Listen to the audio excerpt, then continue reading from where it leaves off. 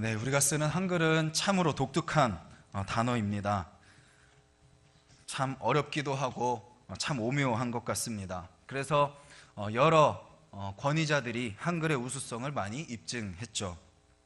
근데 또 한편으로 한글에는 재미있는 언어의 유희들이 또 있습니다.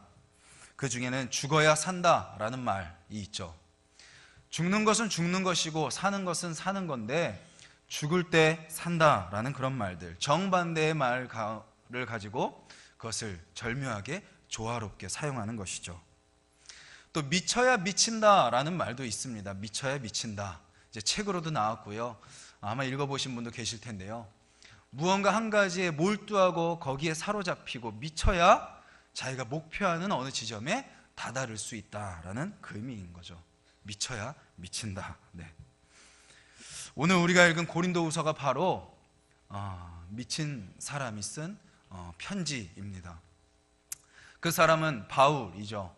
그는 누구에게 미쳤나요? 하나님께 미쳤습니다. 하나님께 자기의 모든 삶을 다 맡겼고 자기를 사로잡는 그 하나님의 사랑 가운데 사로잡혀서 살아갔던 사람이 바로 바울입니다. 사도행전 26장 24절을 보면요, 베스도라는 사람이 바울을 재판하면서 이렇게 이야기합니다. 바울아, 내가 미쳤도다. 내 많은 학문이 너를 미치게 하는구나. 베스도가 보기에 바울은 정말로 미친 제정신이 아닌 사람처럼 보였던 겁니다. 그는 다른 사람에게 그렇게 미쳤다라는 말을 들었을 뿐만 아니라 자기 스스로도 고백합니다. 내가 하나님을 향하여 미쳤고 너희들을 향하여는 온전하다라고 이야기합니다. 그 말은 무슨 말인가요? 하나님을 향해서 자기가 미치도록 사랑한다라는 겁니다. 그 사랑에 사로잡혀 있다라는 거죠. 그리고 그 사랑을 너희들에게 온전히 전하길 원한다라고 말하는 겁니다. 하나님께 미쳤다라는 것은 미치도록 하나님을, 또 미치도록 하나님만 사랑하는 것, 하나님 외에 그 어느 것에도 관심을 두지 않는 것, 그것이 바로 하나님께 미쳤다라는 거죠. 여러분들은 어떠신가요? 여러분들은 어디에 미치셨나요? 요즘 이 시대는 어떤 시대입니까? 강요를 싫어하는 시대입니다. 저에게 무언가 막 강하게 막 압박하지 마십시오. 저를 그냥 내버려 두십시오. 그냥 제가 자유롭게 하겠습니다. 뭐 공부도 신앙생활도 직장생활도 매이기 싫습니다. 참 자유를 추구하는 시대인 것 같습니다. 그런데 그 안을 자세히 들여다보면 뭐가 있나요? 겉으로는 자유롭다라고 이야기하면서 살아가는 그들의 삶을 자세히 들여다보면 자기도 모르게 무언가에 또한 사로잡혀서 살아가는 모습을 보게 되죠. 무언가 머리를 복잡하게 한다면, 또 무언가 내 인생으로 하여금 많은 시간을 들이게 한다면, 또 무언가 나를 힘들고 괴롭게 한다면 나도 모르게 그것에 내 인생이 사로잡혀서 살아가고 있다는 것을 말하는 거죠. 때로는 그것이 돈일 수 있습니다. 성공일 수 있겠고요. 명예일 수 있습니다. 땅일 수도 있고요. 자녀일 수도 있고요. 직장일 수도 있고 대학일 수도 있습니다. 다 각자 겉으로는 터치하지 마십시오. 난 자유로운 사람입니다 라고 이야기하지만 나도 모르게 무언가에 사로잡혀 살아가는 모습이 우리의 모습이죠. 오늘 바울을 통해서 우리가 이 말씀을 나눌 텐데요, 이 말씀을 통해서 우리가 바울의 음성을 들었으면 좋겠습니다. 바울이 우리에게 질문하는 거죠. 당신은 무엇에 미쳐서 살아갑니까? 지금 당신의 인생을 사로잡는 것은 무엇입니까? 라고 질문하는 거죠. 그리고 또한 권면합니다. 정말 너의 삶을 온전히 드려야 될 그 대상에 너의 삶을 드렸으면 좋겠습니다.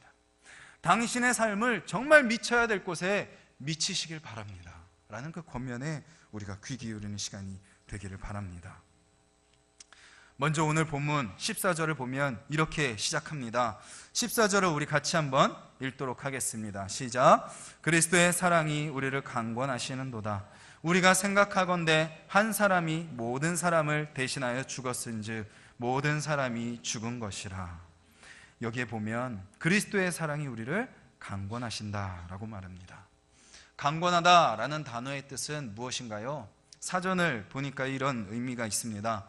상대방에게 필요성을 인식시키면서 간곡하게 설득하다. 또 다른 사전이 이렇게 표현합니다. 변함없는 확고부동함.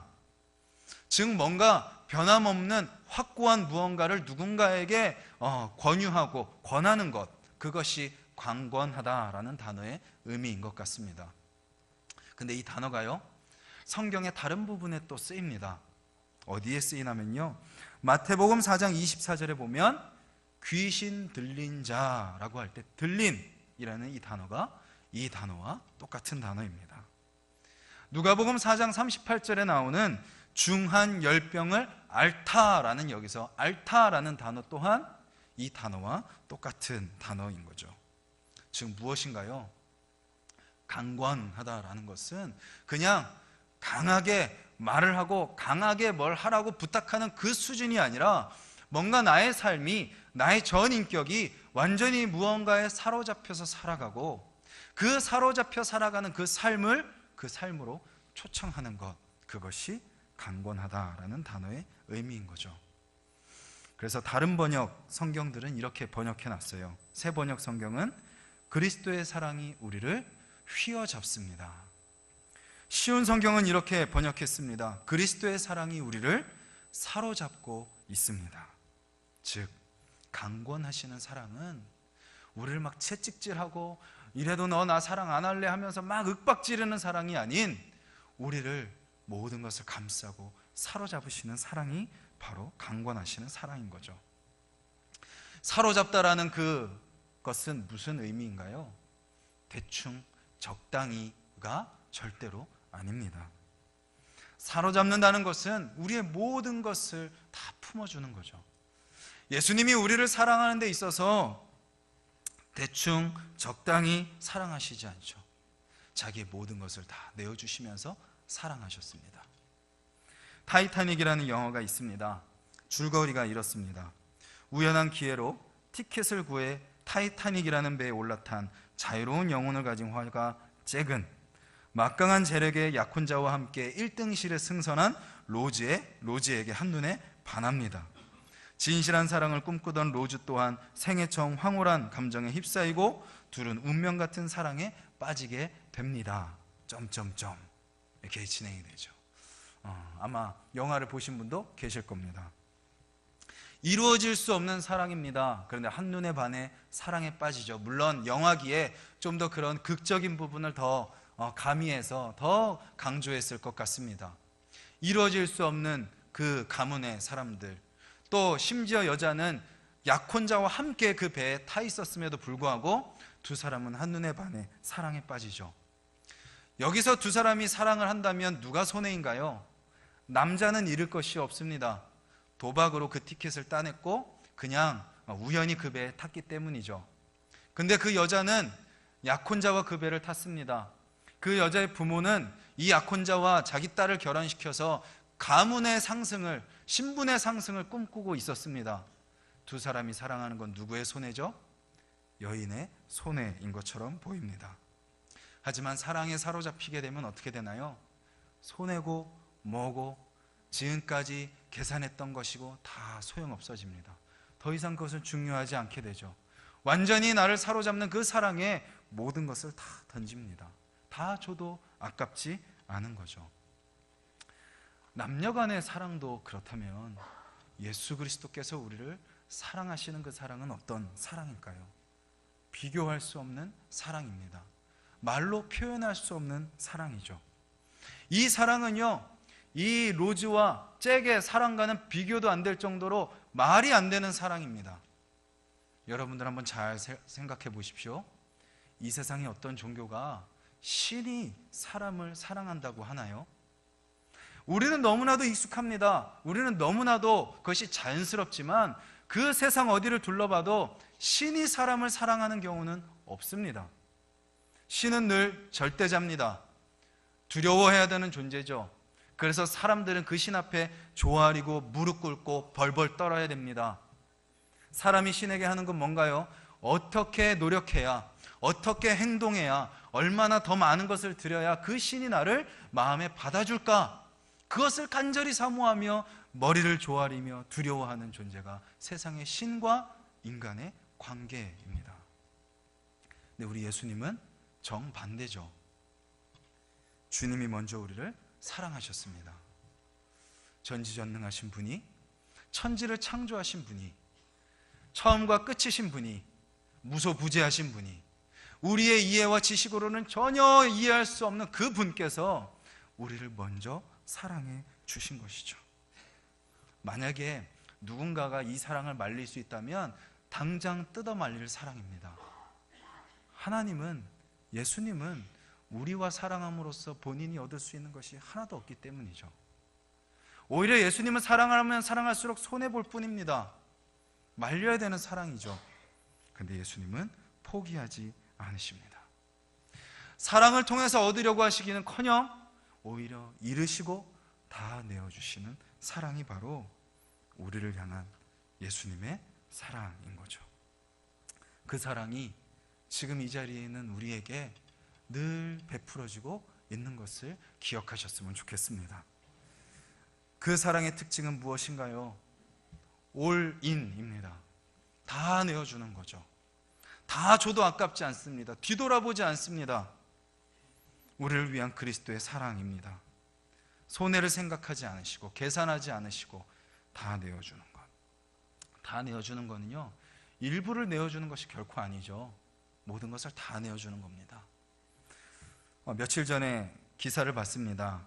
투숙하니 의인이라는 기사가 나왔더라고요. 어떤 내용인가요? 한 운전자가 고속도로를 1차로를 가다가 의식을 잃은 겁니다. 의식을 잃고 악셀레이터도 밟지 못하고 핸들도 밟지 못하고 물론 속도는 점점 줄어갔지만 거기서 휘청휘청 중앙 분리대도 받고 막 이러고 있는 위험천만한 상황이었습니다. 다른 차들은 다 비껴갔죠. 그런데 투숙하니라는 그 차를 탄 운전자가 비상등을 켜고 천천히 그 휘청거리는 그 차 앞에 와서 속도를 줄이더니 자기의 뒷범퍼로 그 차를 부딪히면서 충격으로 그 차를 멈추게 했다라는 이야기였습니다. 너무나도 감사하죠. 자기의 차가 고장나는 것도 감수하고 그 사람을 도와줬습니다. 또 고속도로이기에 어떻게 될지 모르는 그 위험한 상황 속에 그 위험을 다 무릅쓰고 그는 그 사람을 도왔습니다. 근데 만약에 그렇게 함으로써 내 목숨이 끝날 수 있다는 것을 안다면 만약에 쉽지 않았을 겁니다. 예수님은 우리를 사랑하시는 데 있어서 그냥 내가 가지고 있는 사랑 조금 떼어주고, 내가 가지고 있는 지혜 조금 떼어주고, 내가 가지고 있는 능력으로 조금 도와주고, 그 정도의 사랑이 아니라 원래 죽어야 되는 우리를 위해 대신 본인이 죽으신 거죠. 죽을 걸 아시면서 사랑하셨습니다. 예수님의 죽으심으로 우리는 어떻게 됐습니까? 조금 위로받고 좀 힘없고 그 정도가 아닌 죽어야 되는 우리가 생명으로 옮긴 바 되었다라는 것이죠. 그것이 바로 우리를 사로잡는 강권하시는 사랑의 의미입니다. 그 사랑의 결과 어떻게 됐나요? 오늘 우리가 읽은 말씀 중에 14절을 다시 한번 읽도록 하겠습니다. 시작. 그리스도의 사랑이 우리를 강권하시는도다. 우리가 생각하건대 한 사람이 모든 사람을 대신하여 죽었은즉 모든 사람이 죽은 것이라. 우리가 조금 전에 앞부분 그리스도의 사랑이 우리를 강권하시는도다 라는 부분을 살펴봤다면 그 결과로 우리가 어떻게 되었나요? 그것은 그 14절의 마지막에 나옵니다. 모든 사람을 대신하여 죽었은즉 모든 사람이 죽은 것이라. 자, 예수님의 죽으심으로 인해서 우리는 가만히 있는데 그냥 우리의 존재가 생명으로 뿅 하고 변한 것이 아니라 우리도 어떻게 됐다고 말하고 있나요? 예수 그리스도를 믿음으로 여러분들도 어떻게 됐다고요? 죽었다라고 이야기합니다. 세례를 받을 때 의미가 뭐죠? 물을 뿌리죠. 은혜로운 물을 그냥 뿌림으로써 그냥 좀 이렇게 의미를 부여하는 것이 아니라 그 물을 뿌림은 그 물로 우리가 다 죽고 깨끗하게 씻겨지고 새 사람이 되었다라는 의미입니다. 침례를 좀 더 우리가 그냥 의미를 부여해서 간소하게 하는 것이 우리가 하는 지금 물 세례인 거죠. 그것은 이전 사람은 죽었다라는 겁니다. 그리스도인이 된다는 것은요, 이제부터 그냥 내가 교회 다니기 시작했다, 봉사하기 시작했다, 세례 받았고 훈련에 이제 내가 받기 시작했다, 그 정도만 이야기하는 것이 결코 아닙니다. 나의 예수님 믿기 이전의 삶의 모습은 다 죽었습니다. 그 모습은 이제 내 모습이 아닙니다 라고 고백하고 믿고 살아가는 것이죠. 그냥 우리 몸에 묻은 더러운 것들을 조금 닦아내는 수준이 아니라 아예 죄로 물들고 아예 죄로 가득한 우리의 존재를 완전히 죽은 것처럼 여기고, 죽었다라고 여기고 예수님 안에 새롭게 태어난 존재로 살아가는 사람들이 바로 우리 그리스도인들이라는 것이죠. 그래서 19절에 이렇게 이야기하죠. 곧 하나님께서 그리스도 안에 계시사 세상을 자기와 화목하게 하시며 그들의 죄를 그들에게 돌리지 아니하시고. 뭐라고 하시나요? 그들의 죄를 그들에게 돌리지 아니하신다는 겁니다. 주님 앞에 설 때마다 내가 죄인이고 연약하고 참 하나님 또 잊어버리고 일주일 금방 또 살아갔고 그냥 성경도 일주일에 주일날만 겨우 펴는 연약한 우리의 모습이지만 주님의 사랑은 우리를 어떻게 바라보신다고요? 저는 죄인입니다 라고 고백하는 우리를 향해 내가 너의 죄를 묻지 않을 거야 라고 말씀하시는 거죠. 예수 그리스도의 죽으심으로 그 피로 우리를 다 씻어주셨기에 우리는 더 이상 죄로 신음하는 존재가 아니다라는 것입니다. 바울은 그것을 17절에서 선포하며 고백합니다. 우리 17절의 말씀 같이 한번 읽겠습니다. 시작. 그런즉 누구든지 그리스도 안에 있으면 새로운 피조물이라 이전 것은 지나갔으니 보라 새 것이 되었도다. 새 것이 될 것이다, 새 것이 되고 싶습니다가 아닌 이미 우리는 새 것이 되었다라고 선포하고 계시는 거죠. 그렇다면 새 것이 된 자의 삶의 모습은 어떤 삶인가요? 18절에 보면 바울은 예수님의 죽으심으로 우리가 하나님과 하나가 되었다, 화목하게 되었다라고 이야기합니다. 바로 우리의 삶 가운데 하나님이 늘 동행하시는 거죠. 그래서 하나님과 하나 된 사람은요, 삶의 태도가 달라집니다. 여러 가지가 있습니다. 너무나도 많습니다. 다 열거할 수 없을 정도로 많습니다. 그 중에 대표적인 거 하나를 꼽자면 새 것이 된 사람은 더 이상 두려워하지 않습니다. 얼마 전에 스웨덴의 자살 예방 전문가가요, 한국을 방문했다고 합니다. 왜 방문을 했냐? 선진국의 그 자살 예방 정책을 우리나라에 가르쳐 주러 온 것이 아니라 오히려 우리나라의 그 정책을 배우러 왔다고 합니다. 마포대교에서 누군가 뛰어내리면 10분도 안 되어서 그 이전에 10명의 구급대원이 쫓아오고 구급차가 달려오고 구조 보트까지 밑에 쫙 몰려와서 그 떨어진 사람을 구조한다고 합니다. 너무나도 잘 돼 있는 예방 시스템이죠. 너무나도 좋은 뉴스인 것 같습니다. 그런데 너무나도 좋은 내용인데 마음이 너무 씁쓸했습니다. 얼마나 자살하는 사람이 많으면 그들을 살리기 위해 이렇게 발버둥을 쳐야 되나. 여전히 우리나라는요, 자살률 1위입니다. 몇 년째 1위인 줄 아세요? 15년째 1위입니다. 하루에 거의 50명이 자살한다고 합니다. 왜 자살을 하죠? 두려움이죠. 한치 앞을 모르는 인생, 내가 많은 것을 할 수 있을 거라고 생각하고 발걸음을 내딛었는데 뜻대로 되지 않은 인생 속에 계속해서 두려움을 만납니다. 두려움에 부딪힙니다. 그 두려움에 쌓이는 거죠.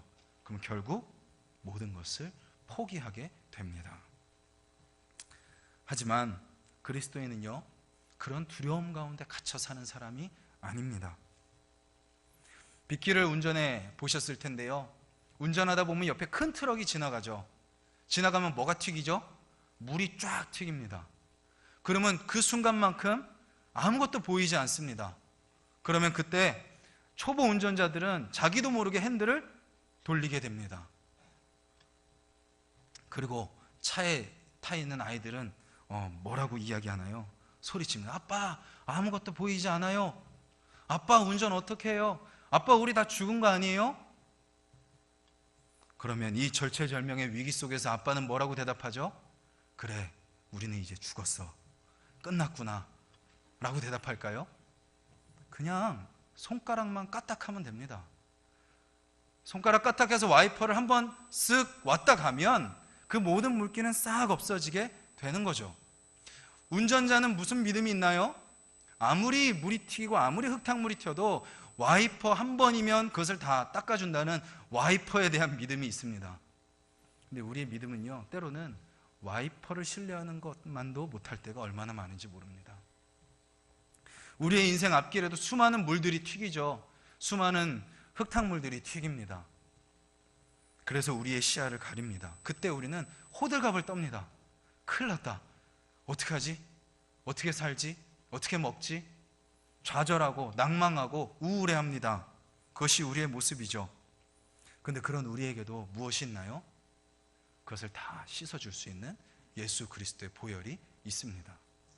손가락 까딱하지 않아도 됩니다. 그저 마음속으로 주님 도와주세요 라고 기도하면 되죠. 그러면 주님이 그 모든 것을 다 씻어주시고 다 깨끗하게 하시고 다시 우리를 세워주시는 것을 날마다 경험하게 되는 거죠. 그 보혈로 우리 앞에 가리고 있는 것을 닦아내고 우리는 그저 가던 길을 가면 되는 겁니다. 멈출 필요도 없고요, 방향을 바꿀 필요도 없습니다. 주저앉을 필요도 없습니다.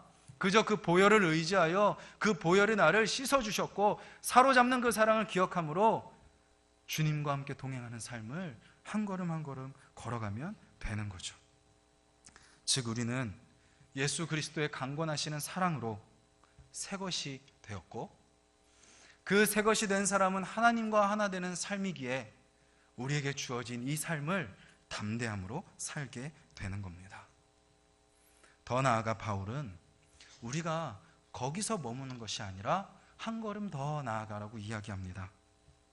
바로 우리에게 화목하게 하는 직분이 주어졌다라고 말하고 있는 것이죠.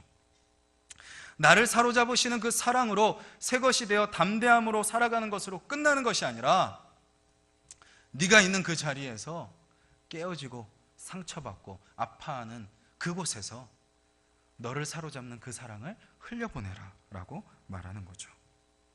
먼저 화목하게 하는 직분을 감당하기 위해 바울은 네가 먼저 하나님과 화목하라 라고 이야기합니다. 하나님과 날마다 끊임없이 교제하는 거죠. 그 사랑 안에 거할 때, 그 사랑을 제대로 경험할 때, 그 사랑을 기억하고 그 사랑을 기대하며 살 때 그 삶은 날마다 하나님과 화목함을 누리며 살아가는 거죠. 그 화목을 누릴 때 내 안에 뭐가 채워지죠? 그 사랑의 감격이 채워집니다. 그 사랑으로 담대해집니다. 그 사랑으로 넉넉해집니다. 그 사랑으로 품게 됩니다. 그러면서 점점 누구를 닮게 될까요? 그 사랑을 나에게 보여주시는 예수 그리스도를 닮게 되는 거죠. 그리고 예수님을 닮게 되는 사람은 결국 무엇을 위해 사나요? 예수 그리스도가 목숨을 걸고 사랑한 사람, 그 사람들을 위해서 나도 살아가게 되는 거죠. 예수님을 위해 사는 건 뭔가요? 주일 빠지지 않는 거, 봉사 열심히 하는 거, 전도해서 많은 사람 교회 데리고 오는 거, 다 예수님을 위해 사는 겁니다. 근데 그보다 본질적인 것은 무엇이죠? 예수 그리스도를 닮아가는 겁니다. 예수님께서는 여러분만을 위해서 사랑하지 않으셨습니다. 예수님은 여러분만을 위해서 죽지 않으셨습니다. 여러분들 옆에 있는 더 수많은 사람들, 이곳에도 예배 수백 명이 모여서 드리고 있지만 아직도 이 땅 곳곳에 주님을 모르고 살아가는 수천, 수만, 수백만, 수천만의 사람들에게 동일하게 사랑을 베푸길 원하시고 그분들을 위해, 그 사람들을 위해서도 목숨을 버리신 주님이시죠. 예수님의 사랑을 경험했다면, 예수님을 닮는다면 그들을 사랑하신 예수님의 모습이 우리에게도 동일하게 나타나게 되는 겁니다. 그래서 18절에 바울은 이렇게 표현합니다. 같이 한번 읽겠습니다. 시작. 모든 것이 하나님께로서 났으며 그가 그리스도로 말미암아 우리를 자기와 화목하게 하시고 또 우리에게 화목하게 하는 직분을 주셨으니. 교회에는 많은 직분이 있습니다. 어떤 직분을 받기 위해서는 시간이 걸리기도 합니다. 그리고 또 봉사도 해야 되죠. 또 투표도 통과해야 됩니다. 물론 하나님이 하시는 거지만 인간의 손을 거칩니다. 그런데 오늘 본문에서 바울이 우리 모두에게 이야기하는 것은 하나님께서 직접 모든 그리스도인들에게 직분을 주셨다라고 이야기합니다. 나에게 어떤 교회에서 주어진 직분이 없다 할지라도 예수 그리스도의 사랑을 알고 그 사랑 가운데 나오는 사람이라면 그 직분이 하나님께로부터 직접 주어졌는데, 그 직분은 뭐다? 화목하게 하는 직분이다라는 거죠.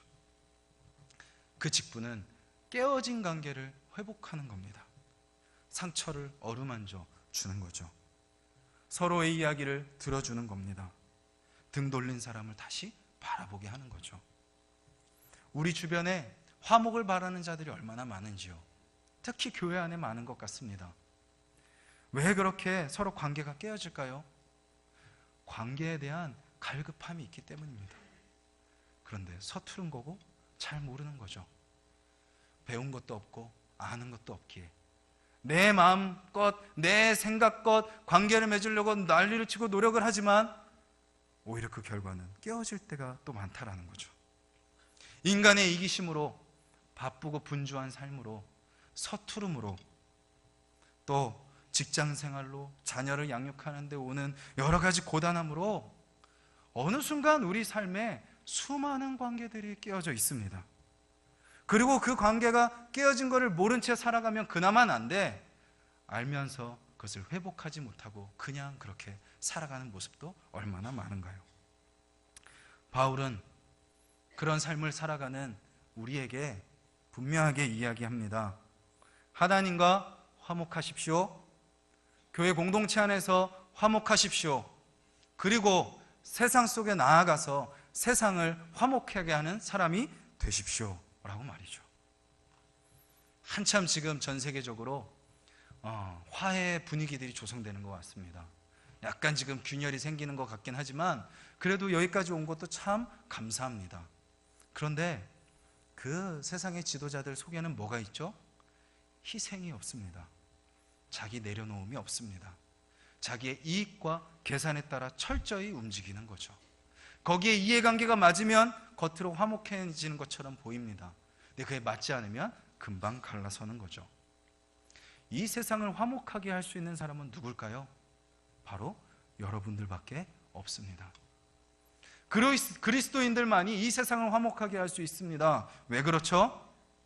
우리를 하나님과 화목하게 해주시고 우리에게 자신의 모든 것을 내어주시는 사랑을 보여주셔서 우리로 하여금 절대로 하나님과 함께 설 수 없는 우리로 하여금 하나님과 화목하게 하신 그리스도의 사랑이 여러분들 안에 있기에 그 사랑의 힘으로 우리가 세상 속에 나아가는 거죠.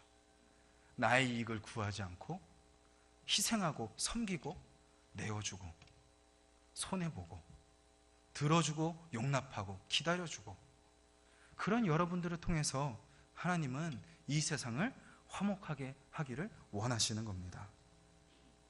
오늘 본문에 나오는 바울의 이야기를 통해 하나님께서 하시는 말씀은 이렇습니다. 내가 너를 사랑한다 미치도록, 내 아들 예수도 너를 사랑한다 미치도록 너희가 그 사랑을 제대로 경험하길 바란다. 바울도 이야기합니다. 나도 그 사랑을 경험했다. 그래서 나도 너희를 미치도록 사랑한다.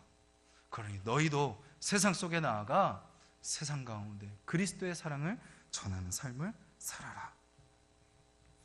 예전에 1880년부터 1940년도 정도까지 우리나라에 권서라는 분들이 계셨습니다. 권서.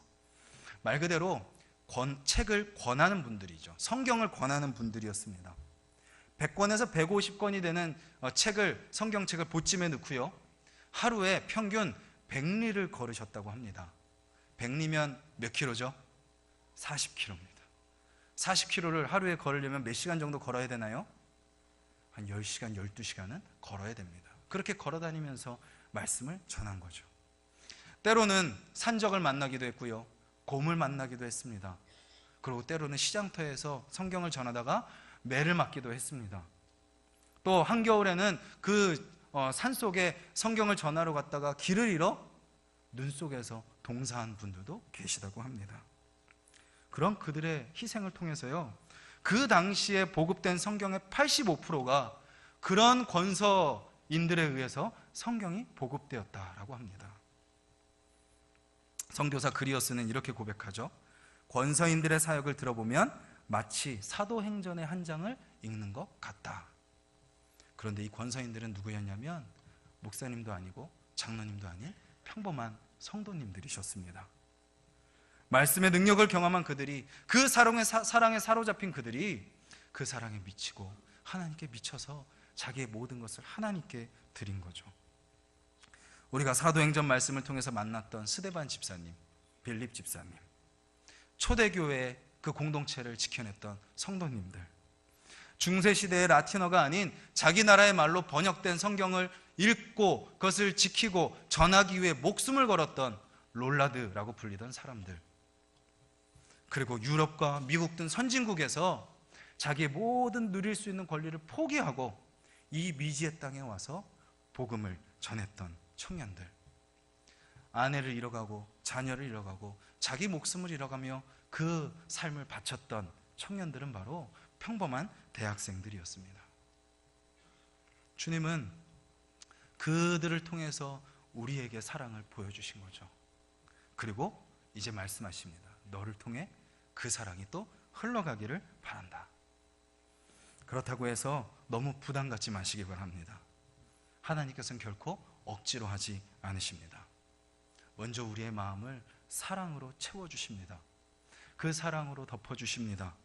그 사랑을 느끼게 하십니다. 그리고 서서히 그 사랑을 담게 하십니다. 그리고 나서 우리로 하여금 먼저는 있는 그 자리에서 그 사랑을 전하는 자로, 먼저 있는 그 자리에서 화목하게 하는 자로 사용하시고, 그런 우리의 범위를 점차 넓혀 가시는 거죠. 이곳에 있는 우리를요, 하나님께서 그렇게 사랑으로 변화시키고 있음을 믿는 분들이 되시기를 간절히 소망합니다. 오늘 이 자리에 있는 우리 모두가 그 사랑을 날마다 경험하는 분들이 되시기를 간절히 소망합니다. 그래서 내가 새 것이고 하나님과 함께하기에 담대함으로 믿음으로 걸어갈 뿐만 아니라 그러한 사랑을, 그러한 믿음을, 그러한 용기를, 그러한 담대함을 또 세상 가운데 흘려보내고 여러분들이 가는 곳곳에서 깨어진 관계들을 회복시키는, 그것을 사랑으로 가득 채우는, 화목하게 하는 직분을 감당하는 여러분들이 되시기를 주님의 이름으로 간절히 소망합니다. 우리 같이 찬양 한 곡 부르겠는데요, 제가 먼저 기도하도록 하겠습니다. 주님 감사합니다. 우리를 사로잡는 그 사랑 앞에 우리가 날마다 서게 하여 주시고, 그 사랑을 경험하여 이 힘든 세상 함께 하시는 하나님으로 담대하게 살아가게 하시며 그리스도의 그 사랑을 전하며 화목하게 하는 자로 살 수 있도록 주님 도와주시옵소서. 예수님의 이름으로 기도드렸습니다. 아멘.